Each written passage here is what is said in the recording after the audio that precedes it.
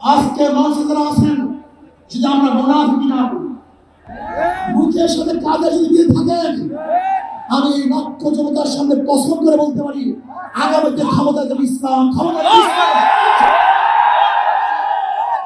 আজকে টুপি তাই আমাদের ক্ষমতায় জিতে দেবে না, এই স্লোগান শোনার জন্য শক্ত দেয় নাই, এই দৃশ্য দেখার জন্য বুকের তাজা রক্ত জমিনে ঢেলে দিয়ে মানুষ শাহাদাত বরণ করে নাই।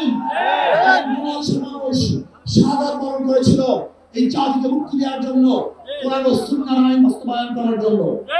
বাংলাদেশের মানুষ ওই ভারতের গোলামি করার জন্য রক্ত দেয় নাই। বাংলাদেশের মানুষ ভারত আমাদের দেশে কর্তৃত্ব নেতৃত্ব করবে, আমেরিকা আমাদের দেশে কর্তৃত্ব নেতৃত্ব করবে, এর জন্য বাংলাদেশের মানুষ জীবন দেয় রক্ত দেয় নাই। বাংলাদেশের মানুষ সাধন, তারা নিজেরা আইন প্রণয়ন করবে, নিজেরা সংসদ পরিচালিত করবে, তারা নিজেদের পা দাঁড়াবে, বাংলাদেশের মানুষ জীবন দিতে পারে কিন্তু কাল গোলামি করতে পারে না। আমি বিশ্বাস করি আজকে মঞ্চে যারা আছেন, যদি আমরা মুনাফিকি না করি,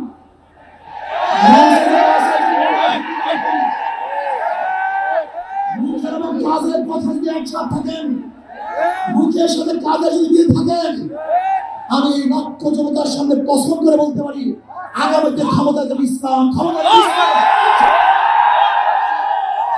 এদেশের মানুষ সব জ্ঞানী হয়ে গেছে, বিশ্বাস করেন না একদম রিক্সাওয়ালা, ঠেলাওয়ালা, দূরে বক্তব্য শুনলে আমার চেয়ে হয়ে যায় বাংলাদেশের মানুষ সচেতন, তারা কত সচেতন হয়েছে।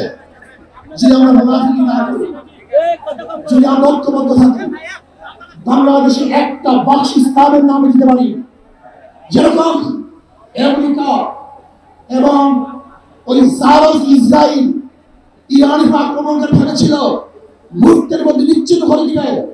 কিন্তু আক্রমণ করার পর দেখেছে ইরানের গুহার থেকে কোথা থেকে বোম মিসাইল চলে আসছে, আমেরিকা এবং ইসরায়েল যেরকম অনুভব করতে পারে নাই। বাংলাদেশের বুকে যদি একটা বাক্স দেওয়া হয়, বাংলাদেশের ঘরের থেকে এমন মিসাইল বের হবে, এমন বোমা বের হবে